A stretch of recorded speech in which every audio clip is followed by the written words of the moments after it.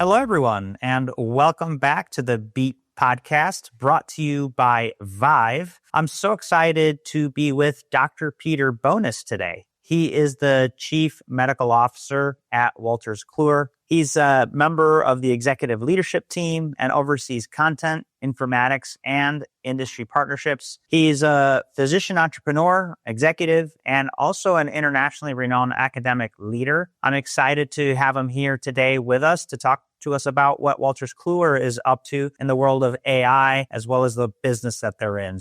Dr. Bonis, thanks for being with us. Oh, thanks for having me, Saul. It's a pleasure. And to kick things off, Peter, why don't you tell us a little bit about your role there and how the company is using digital health technology to drive meaningful change in healthcare? You've already given me a generous introduction, so I won't expand on that too much, other than to say that I still see patients. I'm on the faculty at Tufts Medical Center. I'm a gastroenterologist, so I'm still out there in the front line, making sure that our organization stays focused on delivering effective solutions for frontline providers and the patients that they serve. So my role, as you mentioned, is as Chief Medical Officer for the Health Division, where I have a role in operations and also on the strategy of the company. That's fantastic. That's so great that you still practice too. It keeps you fresh and up to date with the real opportunities and challenges. And so with that end, what would you say is the main way that the company is using digital health and technology to make change in healthcare? This was the main reason why I left my position way back when as heading towards a full-time academic practicing and research position, because I recognized early on that UpToDate, which was my entrance into Wolters Kluwer, was trying to use digital technologies to produce on scale the ability to improve care. That was exciting to me, and our ability to do that really on an even much larger scale, on a global scale under Wolters Kluwer's umbrella, has been quite profound and had a measurable impact. So we are focusing on using technology to improve the consistency and quality of care. And we fully recognize that affords opportunities for us to address the major challenges in health services delivery, not just the US, but globally, such as affordability, access, equity, and a sustainable financial model. So a big part of that, and what really excited me when I first joined UpToDate, was making high quality information that's easier to access at or near the point of care, and the subsequent actions as much automation as possible. So really just to make it easier for healthcare professionals and all of them. So doctors, nurses, advanced practice providers, pharmacists, physician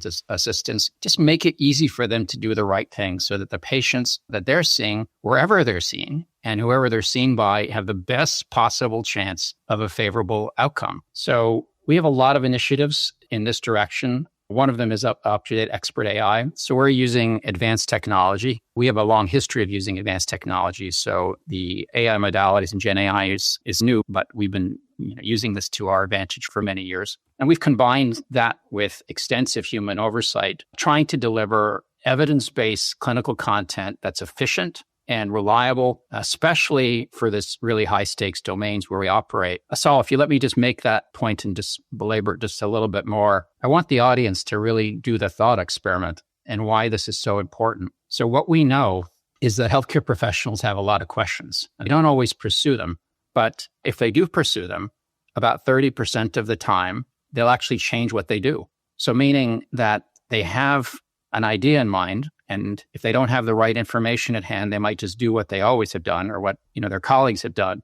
But if you give them the right information in a graceful way, they'll change what they do often. And you can imagine that is a tremendous responsibility for those who are providing that information, because it directly is going to influence the way patients are cared for. So if you're sitting with your doctor or with a loved one sitting with their doctor, how do you know that they're right? You sure as heck hope that if they're going to look something up, that they're looking it up in a place that's reliable and making the best possible decision, since they might be making a different decision based on that information. So trust, transparency, proven clinical rigor, that's absolutely fundamental. And that's why I'm really excited, because we've grounded our AI efforts in UpToDate, which we have been building for now decades, against that true north. Well, really appreciate that. Yeah, when you're at the point of care, the right decisions are oftentimes life-saving. And so in your mind, what's the most important innovation your team is focused on right now? And what problem is it designed to solve?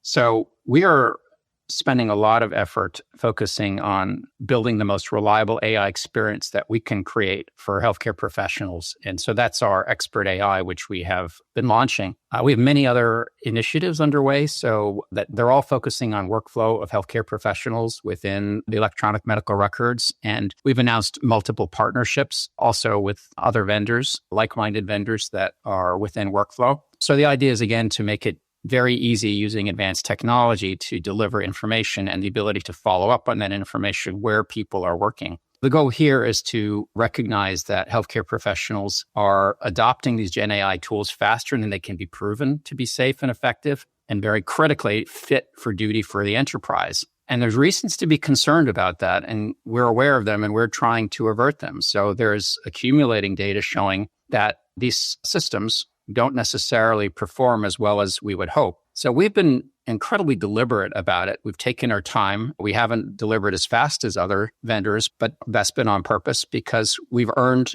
trust and we want to make sure what we deliver is worthy of the trust that healthcare professionals and patients have placed in us for decades. That's the biggest focus for us in 26. So building a purpose-built alternative. It needs to be fast, transparent, grounded in validated, trustworthy information, and giving clinicians the speed that they want, the efficiency that they want, but without sacrificing reliability, privacy, or trust, or potentially some of the risks to the enterprise itself. Yeah, for sure. It's definitely something that is critical. The safety, the security of how these technologies are used. And you had discussed the importance of governance. So talk to us about the topic of shadow AI and what enterprise level risks does it pose within a healthcare environment? Yes. So a neologism, but we didn't coin the phrase. It's been out there now, but shadow AI refers to staff, particularly within enterprises, clinicians and others, who are using AI tools that have not been officially vetted, approved, or secured by the organization.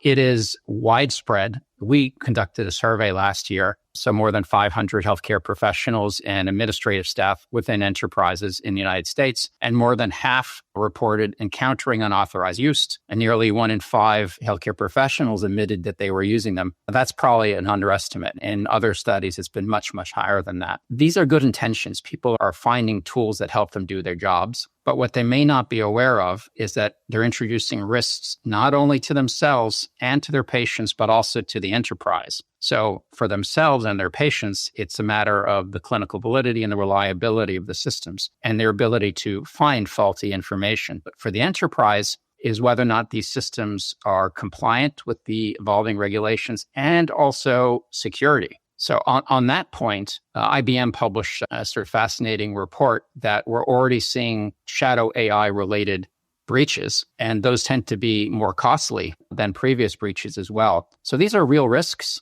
that the enterprise can experience by not having a clear sight line into what their staff and their providers are using. There's other issues too, like who owns the risk. So that is legal liability. The medical tort system has yet to sort all of that out if something goes wrong. But I want to just put this into perspective. It's not all bad. I think the reason that people are looking at these tools and adopting them is because it helps them do their job. So it's shining a light on the unmet needs of individual practitioners and other staff within an enterprise, and perhaps then the unmet needs of the enterprise. But really, without governance, it's exposing patients, the clinicians, and the entire enterprise to avoidable risk. It's a significant concern because the data involved that we deal with in healthcare is highly regulated, and the consequences of a breach could be really bad. I'm glad we're having this conversation. It's something that we all need to be thinking about. When deploying Gen AI for high-risk clinical applications like CDS or clinical decision support, what specific risks should leaders anticipate and address? So there's a bunch of them. And if we look at the entire healthcare ecosystem, but even more broadly, the AI ecosystem, the governance is really just getting going. It's not well established yet. And of course, enterprises that have more resources are better able to do governance themselves. Others might be relying on the vendors themselves or potentially their electronic medical record system itself to vet the AI solutions. But by and large, leaders need to look beyond all the hype and to focus squarely on safety, reliability, oversight, and the value proposition to the enterprise.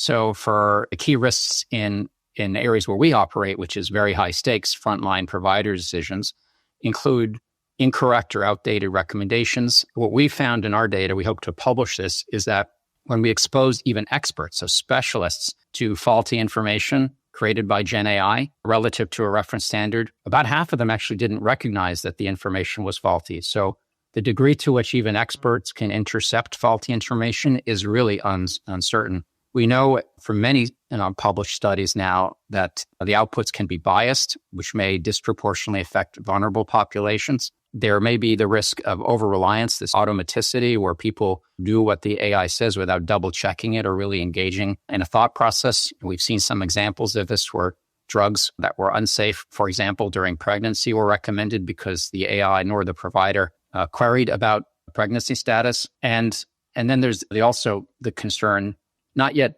extensively studied, but a real concern around clinical de-skilling, particularly among trainees, but everybody who's using these tools. So many of the AI tools are focusing on addressing these concerns with explainability, but that too is variable. So if clinicians can't really understand or trace the recommendations where they came from, and realistically, even though many say that they might go down and look at the primary references, but even better, the body of literature on that, can we realistically expect them to do that when they're busy and time pressed? But all of that has the potential to weaken trust and compromise that decision-making. So back into that 30% of times they'll change their mind. What happens when these things go sideways for it?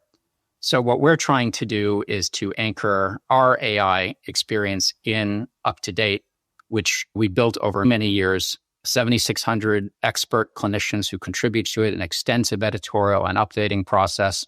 We're not trying to absorb the chaos of the internet to make our recommendations. So as leaders try to vet these solutions, they have to look at them from multiple angles. Are they fit for purpose? Can they prove that? Do they really deliver value? What about compliance? And what about security? And how do you actually do that dynamically? Because these things, the technology is evolving and the needs are changing and the workflows are also evolving. So this cannot be a one and done. It definitely can't. It definitely can't. And I really appreciate your perspective on this one.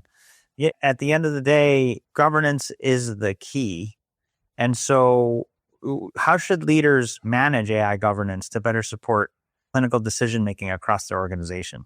So I think the systems as a whole, as I mentioned, is heterogeneous now in the ability to really look at just the myriad of new AI solutions which are being proposed, and again, which are being adopted spontaneously by the staff. But yet that is the task at hand. So the first is, of course, to establish what the goals are. And health systems are trying to deliver safe, consistent, high-quality care and to have the ability to do that in a sustained way, so sustainable financial models. So understanding the objectives. So this is not a technology-led set of objectives. Rather, it is a set of objectives which can be enabled with technology.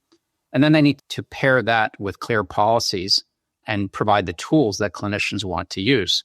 So they need to set the standards. They need to understand transparency and privacy for the acceptable use of these tools to really help. Frontline clinicians aren't going to be able to vet matters of security and whether or not these solutions are really ready for the enterprise. So enterprises really have to be active in doing that on behalf of their clinicians.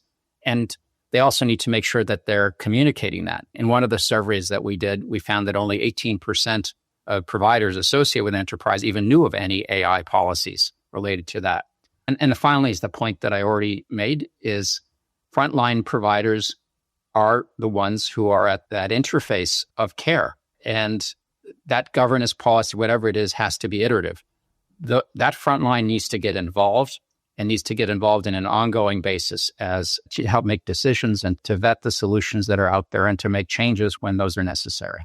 Thank you for that. Yeah, no, it's something that is important for all of us to know. And it sounds like you guys are creating a lot of education around the topic, Peter. So really appreciate you sharing these insights and the work that Wolters Kluwer is doing and also within the UpToDate platform. If people want to learn more about you, as well as the work that Wolters Kluwer is up to, where can they reach out? I'm available personally on LinkedIn. And as far as up to date is concerned, we are part of the Wolters Kluwer ecosystem, and we have a fairly extensive presence on the web and on social media. So we should be pretty easy to find. Outstanding. Well, there you have it, folks. An incredible conversation with Dr. Peter Bonis. He's the Chief Medical Officer at Wolters Kluwer. In the show notes, you'll find all the short notes on the insights that we discussed with Dr. Bonis today, as well as all the ways to get in touch.